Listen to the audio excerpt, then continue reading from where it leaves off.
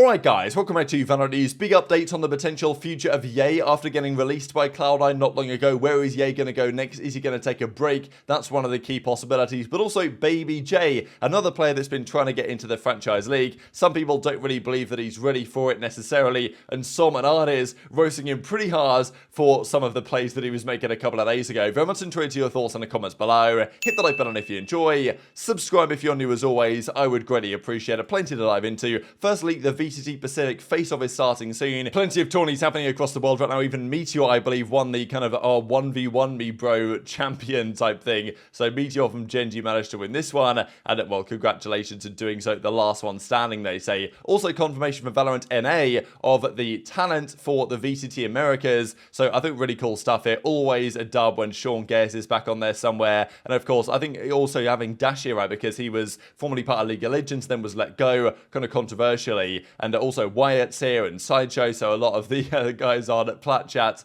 are here in business as well. And as I say, cNed being there is always a dub in my books. Only as a guest, of course. He was formerly a member of talent for VALORANT, but then they let him, there was some controversial circumstances there, and now he's working for Shopify Rebellion, actually, in kind of a weird turn of events over the last few months. There was also this from Reta Esports. I think we saw not long ago at all that Calypso was signed to this team, and now he's gone. Now, I don't really understand why or what's happening here. They say, thank you, see you soon. He replied and said, oh, thanks for the opportunity. But I'm like, he joined this organization like a week and a half ago, and now he's gone again. And I thought this picture was just, I don't know what, it's kind of a funny picture, and it's like he's fading away into the background. He's like falling off a building. It's like the Hans Gruber thing, right, in Die Hard when he drops off the building. It's almost like that type thing. Okay, it's slightly different, but you know what I mean. And FNS is like, this photo is pure gold. Best birthday gift I could have received. So yeah, I guess that's it for that for now. And also from Bonka, this again was like super weird in a way, because Bonka is confirmed to be the new coach of Oxygen Esports, a team that's been doing pretty well there in Group A of the Challenger side. But Oxygen deleted this tweet. They confirmed his signing, and then they were like, yeah, the tweet's now deleted. So I don't know if this has been reverted or exactly why this occurred, but I'm still kind of funny the way that Bonka quote tweeted this and said, oh yeah, super excited to start my career. But by the time I went to look at the tweet, like the original tweet, if I click on it, it's just straight up been deleted. So yeah, a bit of a strange one, but still good stuff for Bonka, I guess. Now we've got to talk about Cloud9 because they're in more drama again. We saw this was only not long ago at all, I think, where Blackheart was signed, or maybe Blackheart was signed at the start of the season, but you know, still, I think there was this discussion with Cloud9 that they'd signed a sub that no one had really ever heard of. This Blackheart guy was coming in, and now he's gone. So, you know, classic story here from Cloud9 that he comes in and now he's gone. So half their team is gone. 3 of their players, I guess, including Ye, Vanity, and their substitute are now gone. Cupid, I think, who's kind of their analyst, is also potentially going to be their sub. I would imagine that's what they're going to do, is put Cupid to be their sub as well. That's my guess, at least. I don't know if they feel like they need both, and therefore, you know, in purely more cost-cutting measures, Blackheart's gone in addition. Of course, the other big storyline that people want to know, what's happening with Ye? Where's he going to go? Is he going to make the return? What's his plans? Is he getting paid off by Cloud9? Because, you know, can they just terminate his deal? Is that possible? Like, what, you know, what was in the contract there, right? Did the deal say this can be terminated at any time by Cloud9 and at their discretion, or did it say if you terminate this deal early, there is, you know, you are obliged to pay X amount of money to Ye, or whatever the case is, right? There might be something like that, because I don't know if Cloud9 could just get away with him joining, cutting him, and then just saying, yeah, we don't have to pay you anymore, even though we you know, promised to pay you all this money for the entire season. Like, maybe there's something they've got to consider there. And maybe that means Ye will take some additional time off. That's what George Geddes believes. He says on stream, I guess last night, that he reckons that Ye is going to be parting ways. Obviously, he's parted ways with the team, but he reckons he's going to, well, effectively take a break from VALORANT for some time, because right now, no teams are looking to change, and he reckons that after Masters, quite some time away in whatever it is, June or whatever, maybe, yeah, May, June, I'm pretty sure it is, then he might consider a change. But he reckons right now in the tier 1 scene, no team that Ye really wants to join is considering a move. And of course, Ye's not the most versatile player in the world anyway. You need him to be on that specific role, and it's not clear that any other team really is looking for a player in that specific role right now in the North American side. That may change down the line, but for now, Ye finds himself in a bit of a predicament and may well have to be forced into a break. I'll be fine. Will we hear about Ye in the next few weeks? I think so, because I think Ye will likely have to make a statement about what he's going to do next. I think that my consensus and my opinion is that Ye will likely take a break, and then will probably return after Masters. That's my prediction. So I think that's what's going to happen. Mainly just because I think that, you know, these rosters just aren't really going to change, you know?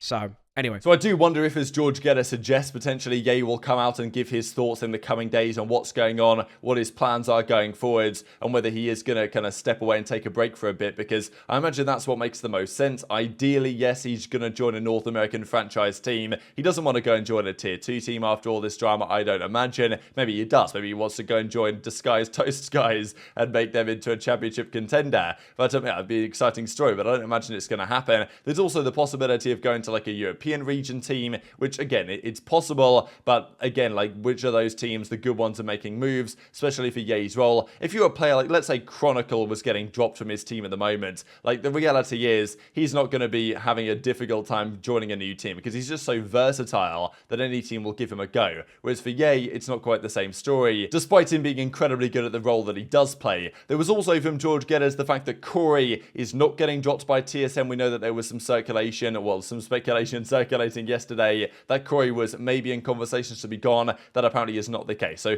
good news there from the TSM side. However, wanted to mention the BabyJ drama. Every so often, there's drama around BabyJ. We know that Eccles and BabyJ joined 100 Thieves early last year in a really weird turn of events. And since then, BabyJ, since franchising, has come around and said, hey, I'm a Sentinel player. I'm great at these particular agents. And we know that FNS and others have taken the mick out of BabyJ for some time, saying this guy's delusional. This guy thinks he's going to get in the spot in the league by just playing Cypher and Sova and all these agents here in ranked play all day, whereas the reality is you've got to be more versatile than that if teams want to pick you up. But BabyJ is convinced that him grinding on these agents is going to get him signs when a tier 1 team needs a change. But the other thing is, if a tier 1 team needs a change, would you sign a BabyJ or would you sign a tier 2 player from Challengers doing particularly well who plays those roles and actually has played competitive matches over the last several months rather than just streaming and playing ranked play? That's why people are kind of roasting BabyJ so often. And there's the argument here from Ardiis that, you know, of course, this is BabyJ's most recent tweet. I went to his profile just to see what he's got, and the most recent thing is franchise ready, he says. So, you know, I think I saw this actually when it came out, but, you know, this is BabyJ's thing, that he's franchise ready, that, you know, they're going to sign him when necessary. And okay, he's hitting some nice shots, there's no doubt about it. But at the same time, is a franchise going to do this? And Ardiis and some are kind of roasting him and saying, well, look, you know, you're not really franchise ready, certainly with some of the plays that they were seeing. Something like that. What?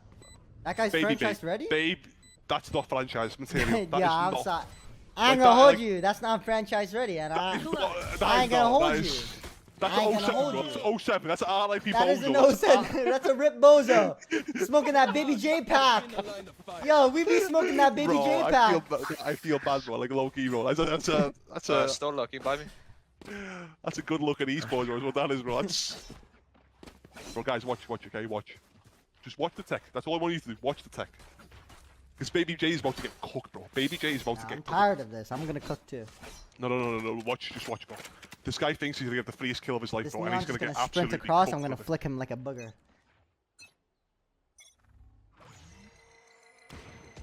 He's gonna get cooked, brother. I'm down.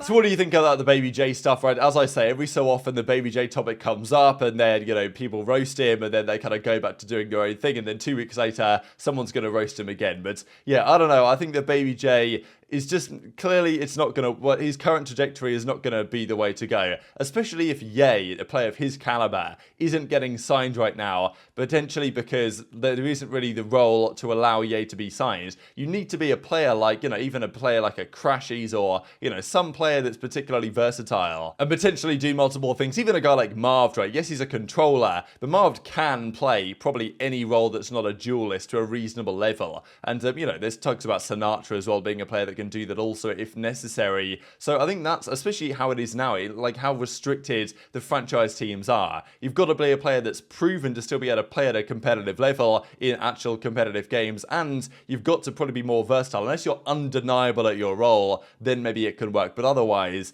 like, probably and versatility is a strength, and you can understand why Ardiis and some are going to go in on him because they probably think that he's been a bit outrageous. His intentions to try and get back into the league in this way. Maybe he knows that he's not getting into the Pro League and is just just, you know, franchise ready. It's just his kind of gimmick that he does to bring in the views. So, you know, maybe it works. Couple of funny things. I thought this is interesting from Pancakes, right? Should Pro City 10-man's games go on VLR? This is a troll, right, says Ethan. Now, of course, it's trolling to a certain extent here, but I thought it would be interesting, right, if we could see from the Pro City games that happens, whether they could be tracked, right? If there was a way to track them and to keep it in database, a spreadsheet somewhere, just to see who's, you know, topping Pro City, who's dropping the most numbers, what are the KDs from these Pro City games. I'm sure, you know, the players wouldn't like to get that stuff leaked, but it would be interesting to note if there was a way to, you know, track that stuff. I'm sure VLR wouldn't really do it, but there might be a way to make this happen in some way or another. Just to mention before we close out the video here, then today is the beginning of the North American face-off for the Challenger side. So 2 matches today, 8 p.m. and 11 p.m. my time,